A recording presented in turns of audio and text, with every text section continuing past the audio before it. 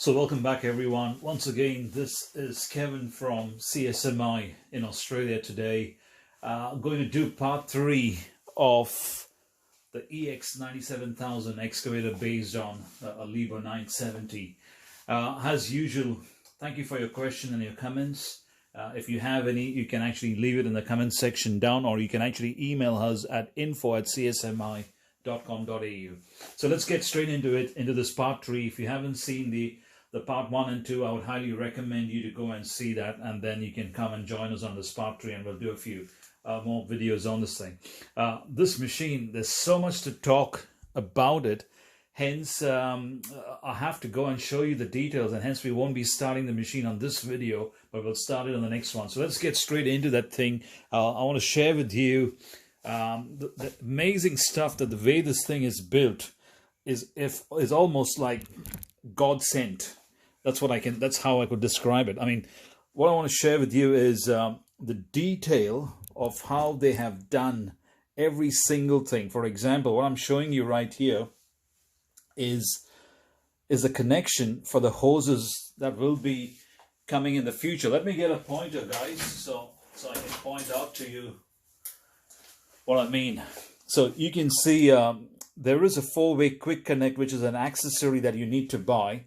And even routing of the hoses, they have taken into consideration, and they build these beautiful high quality detail clamps, as you can see, where the hoses will go through. I mean, that's the level of detail that I'm talking about, which you don't see. Or this is the benchmark when it comes to actually RC modeling or RC construction. I mean, look at the bearing housing and the pivot points. You know, this is what you actually see in real life, how the pins are kept together and how they're secured together. Something else, sorry for the shakes, guys. Well, here you can see the manifold where the hoses actually come in. Let me see if I can get it more closer and try to bring it into focus. Okay, you can see how the hoses are actually crimped to the manifold, and then you can actually see the block over here, how the block is actually bolted to the boom, just like in real life. And then you've got a flange with proper 4 bolts on it. I mean, that's the level of detail.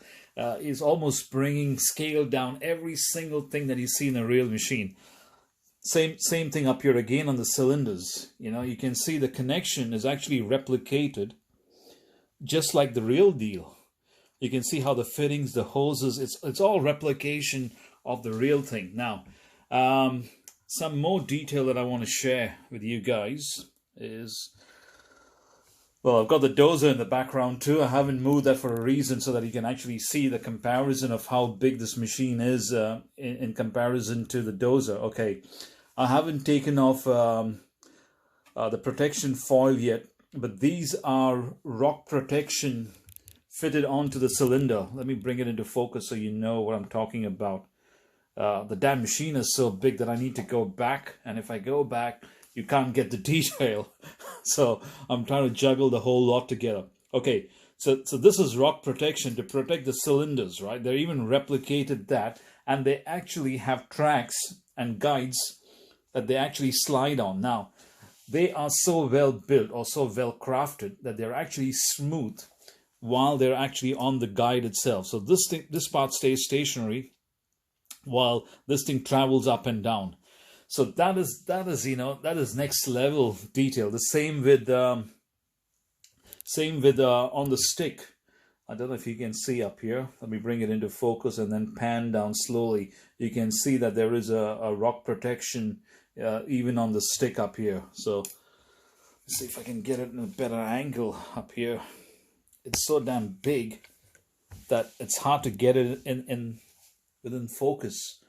I don't know if you guys can see it. Let me see if I can bring it that way. Okay, so that's what I'm talking about, you know, the rock protection on the stick. Now, going more further, I want to share this with you, just a quick connect. There's so much to talk about on this machine. Okay, so here's a cylinder that retracts. The hoses are actually concealed within the stick, so you can't really see the hoses for the quick connect anyway. Now, in case if you're wondering what this is just a dummy setup over there where you will have 4 hoses coming from the boom. Let me bring the camera into focus. Okay, so you'll have the hoses coming in from here, and they'll spin up, and they'll actually come and connect into the 4-way quick connect, just like the Hydromic. So at the moment, they just put this dummy in place, but when you buy the accessory kit, this will actually plug out and you'll have a 4-way quick connect, which I'll speak to or I'll show you in the next video once we get it. It's still getting manufactured right now. Now, I'm going to take the camera out to run you through some of the pipe work. You got to see that. It's very important. I want to share that with you. So here you can see all this beautiful pipe work that runs across the boom. Let me see if I can minimize the zoom. So you can see again the hoses, you know, it's crimped and it's crafted just like the real thing. Okay, I'm just going down. There you can see all the pipe work. I mean, chrome is pretty good, but I think having this thing in a matte finish rather than a shiny finish would actually mean a lot better, I think. I mean, because you're not going to have, the shine's not going to stay forever, and having a matte finish would be so much better. Okay, here you can see there's another manifold up here. So this manifold is just like the real machine. You have the hoses that form a loop, and they come from the boom, and then they actually have a soft curve, and then they go into the manifold. So as the boom goes up and down, there's easy stresses on the hoses. Then you can also see there's a side glass up there. You can see the level of oil in the side glass, which is very, very handy. And the really good thing that I like the way they designed this is having a vent plug. Now, this vent plug is pretty handy. As you know, if you guys have filled oil into the RC models, it's a big pain in the ass because you don't have any vent for the air to come out, and then you're just constantly blowing out oil. It's not filling in the tank. This one is as simple as it can get. You take the plug out, take the vent plug out, and boom, you can just fill oil straight away. No wasting time. Okay, let's go into some more detail now. What they've done is this particular cover, they had to build it the way they built it because you got a curve up here, and it's very hard to get the hinges. So it's in 2 sections. There you go. You open the 2 sections. Now, it's pretty handy. I mean, I've put a battery in up here. There's plenty of room. Here you have 2 receivers up here. Because you need a fair few channels. I didn't count. I think it's about more than 10 or 12 channels. And I need to count before I share that information with you, rather than just giving a figure. Another door that you can open. Now, inside up here, there are 2 switches. Let me see if I can point it out to you. There are 2 switches in here. There's one here, and there's one up here. Now, whatever you do, don't touch those switches. Okay, they are for speed controllers.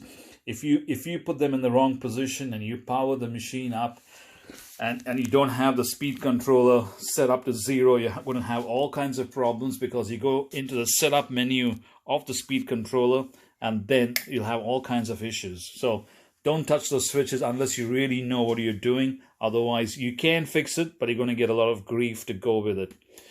Another door on this side.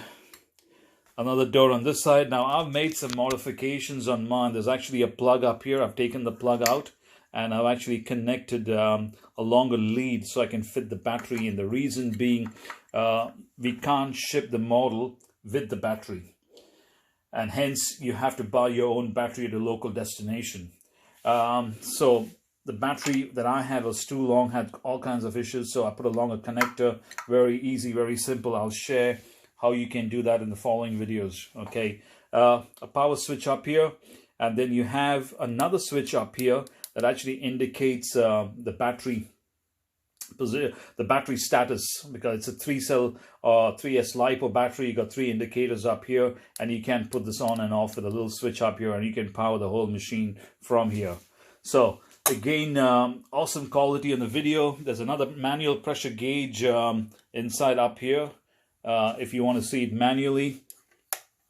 Now, the paintwork on this thing is just unbelievable. You can see the gloss because you can probably see the dozer if you look carefully in the reflection of the machine. That's how good the paint is. I don't know if you can see it, but you can actually see the blade and the cylinder of the dozer in the paintwork if you look carefully. So amazing, amazing paintwork. No blemishes, no marks, no scars, smooth finish, a functional latch so you can actually open up, a nice spacious cab. Of course it's not lit up, but I'll show that in the next video. Good detail with the cab interiors too, the foot pedals, even the vents. If you can see, the vents have a lot of detail. There's so much to talk about this machine, really. Now here you can see you got the lights, super bright, beautifully crafted, bolted on. You can actually get a kit so that you can fit a beacon, and then there's a little hole on the top up here. I don't know if you can see it. It's very hard to get it into focus, guys. There you go. You can see the hole over there. That's where you feed the wire for the beacon. What else can I show you on this side before I spin it around? Let me get this thing into focus. Sorry, guys. Okay, there's into focus again.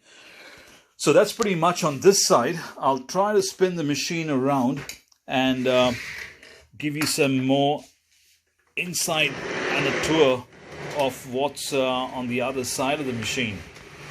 Okay, so let's spin that around. Now, I don't know why the upper rotation motor, the cab rotation motor, they painted that in blue. I don't understand why they did that, you know. I'm sure they could have actually got another color just to make it more attractive. But anyway, it is what it is. It's hidden. It's not so important. There's so many other things, you know, on this machine. So I think that really matters. Okay, so let's go up here.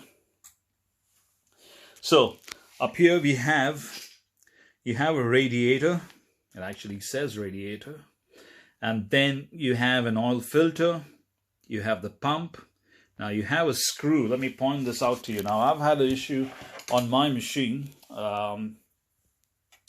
This is actually a regulating screw up here. And what it does is as you wind, you increase the pressure. As you turn it out, you decrease the pressure.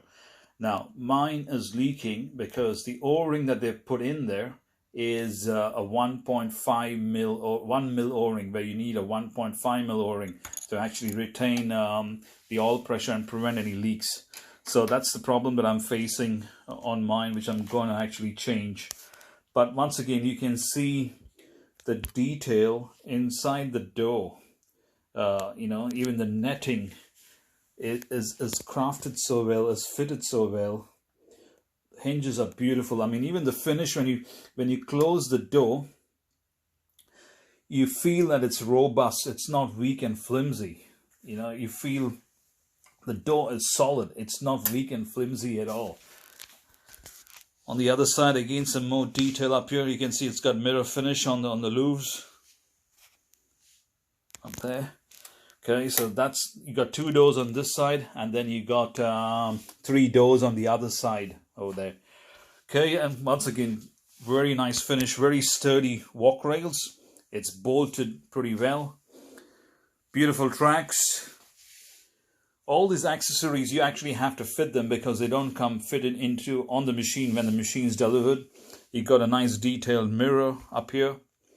This particular thing doesn't open up. Now, interesting that they have provided 2 pivot points on the boom. Not that you're really going to change, but you know, just the thought of it's provided just in case if you want to, it's there. But you know, it's again one of the things to keep the realism of the real machine. Exhaust, this is fully metal. It's not plastic, chrome plated plastic. It's full metal. All this detail is all metal, all stainless steel, laser etched with a lot of accuracy. Again, you can see the finish. You know, this is the shine. You can see my tool, all the tools on my tool board, and in the reflection of the paint. You know, so the amazing paint work. There's no doubt. There's no defects whatsoever on this particular paint. the lights are quite bright. Excuse me. The lights are quite bright. You know, there's plenty of lights in the front. You got lights up here on either side of the cab. The rock protection, that's pretty strong. Sorry, it's gone out of focus, guys. But yeah, I'll give you a little bit of comparison so you can see how big this machine is in comparison to the dozer. You know, it kind of dwarfs the dozer, even though the dozer is quite big. I don't know if you've got it into focus. Okay, that's better. But yeah, so that's pretty much it on this video, guys. As usual, thank you for watching. If you have any question and comments, leave it in the bottom section below or email us at info@csmi.com.au. I'm trying to get this machine into focus as I speak, so excuse me for that. So let's get it back again so you can see the total machine full. Yeah, it's that big, it's unbelievable. So as usual, Kevin from CSMI, if you want to buy this machine or any other machines, you can visit our website. There's a link below in the description, and we'll catch you on the next video. Thank you for watching.